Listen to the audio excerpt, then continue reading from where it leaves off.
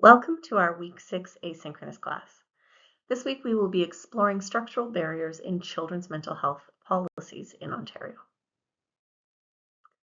So the objective for today is to ensure that you're able to identify the key policies that impact children's mental health and service delivery as a result, recognize the systemic and structural barriers within these policies, and propose one improvement to better support access and equity.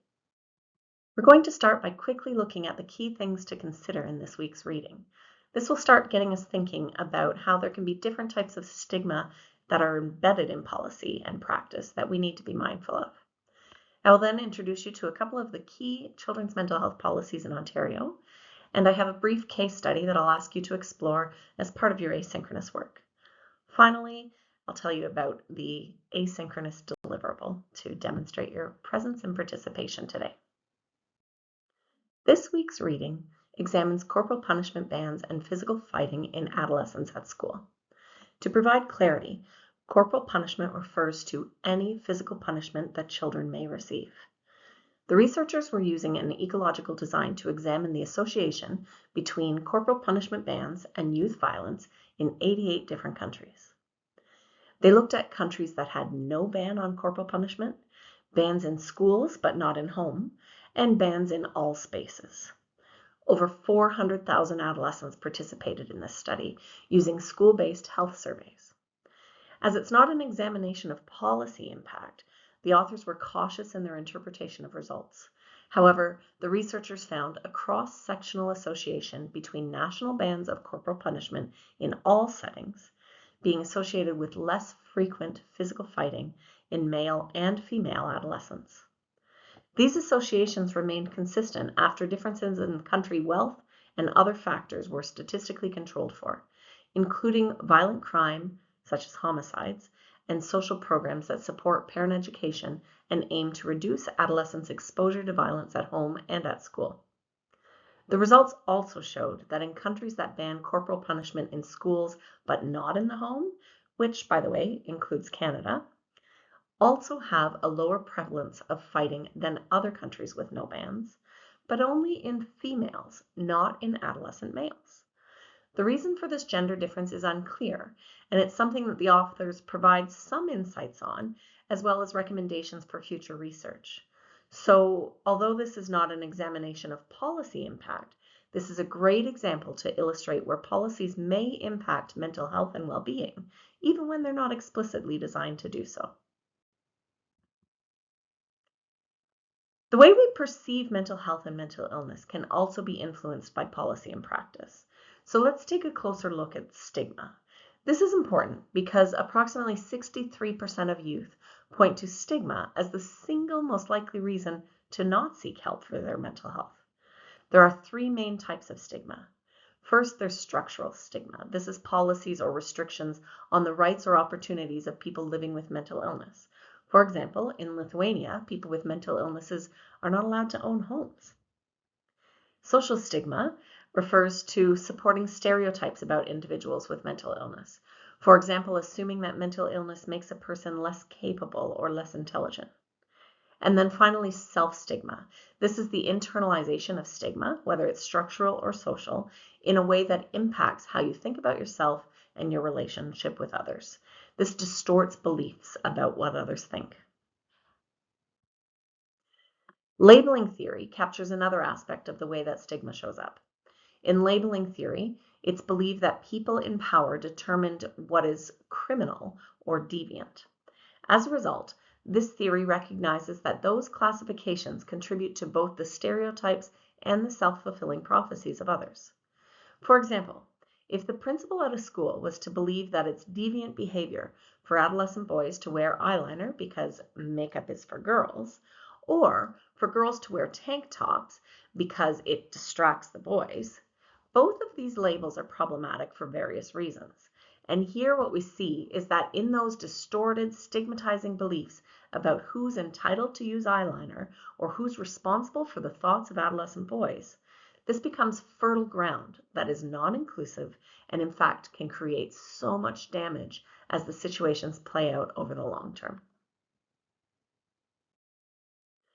For the interactive component of today's class, I'm going to get you to do a bit of a web quest to become familiar with the key elements of some of these leading policies and legislative frameworks. It can be long and boring to review legislation in full, so instead I'm providing these as live links for you, and I've posted in this week's folder a blank chart to map out some of the key considerations in these policies. This will become your at-a-glance tool to remember what each of these documents is referring to. We'll start with the legislation related to mental health and addictions. Although there are several that are listed in this first live link, for the purpose of this exercise, I would like you to explore the Mental Health Act of Ontario, the Criminal Code of Canada, and the Healthcare Consent Act. Then, through the next few items, you'll look at the Child and Family Services Act, specifically taking a look at Part 2 as it relates to the understanding of the rights of children and young people that are legally bound by legislation. Then take a look at the School Mental Health Ontario Mental Health Strategy for 2022 to 2025. Also, the CAMH Youth Policy Brief. This provides a snapshot of the overall decline in child and youth mental health. And finally, Jordan's Principle, which is legislation to ensure that children and youth from First Nations communities get the services that they need when they need them. Take a look at each of these documents. I don't expect you to spend hours and hours reading them, but instead get a glimpse of what they are each intended to do.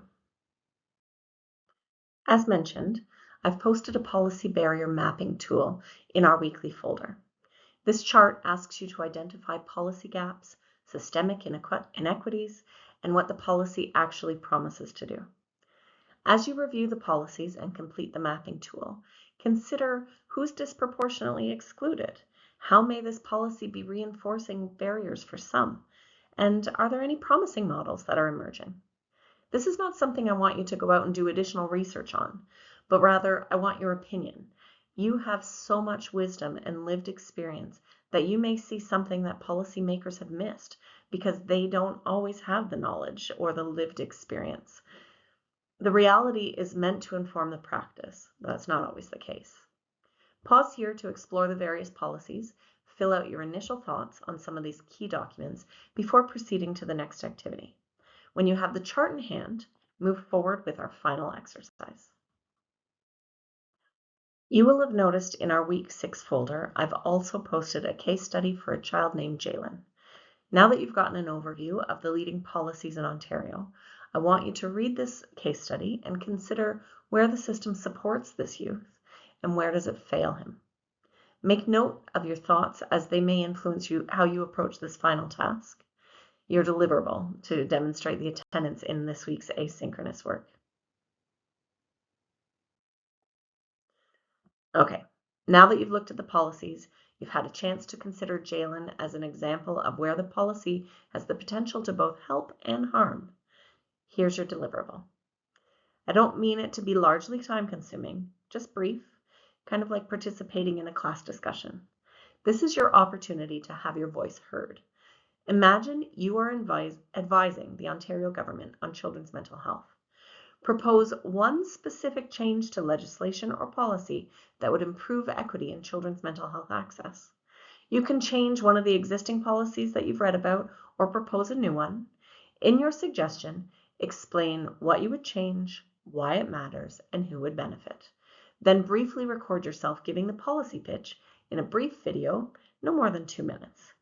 No editing magic is required, just talk right to the camera and then ensure you watch one classmate's pitch and leave a comment for them, such as what stood out for you or what is one question that it raises. This will be your submission for the week. I'll be looking both for the post of your own thoughts and the integration or interaction with somebody else's post. Our next class, I want to thank you again for your vote for the online participation being okay for your group presentations. So I was taking into consideration people who had asked if we can start a little bit later so that they can get other things done in the morning, given that we don't need the full 2 classes to be able to deliver. And what I've landed on is that we will start at 11 in the morning.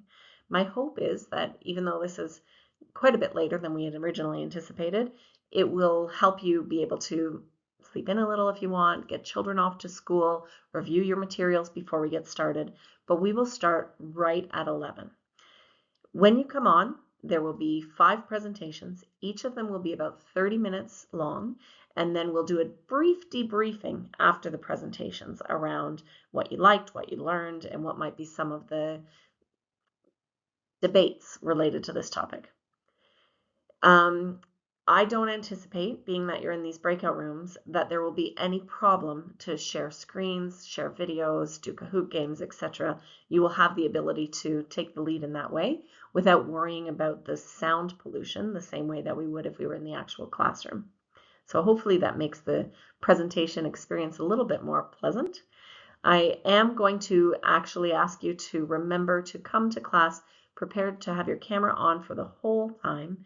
It is really hard to talk to a blank screen, and especially when you're doing group facilitation, it's hard when you don't have any of that visual input, somebody's body language or participation. So as promised, if you keep your screen on for the full time, I will add up to 5% for the mark of this assignment. So hopefully that will help. I will post the Zoom link for our class that you can use. And when you get in class, as mentioned, I will split you into these breakout rooms to be able to facilitate your discussion. Thanks again. Have a great week. I look forward to seeing what your policy recommendations are. Maybe we can make some changes. Take care.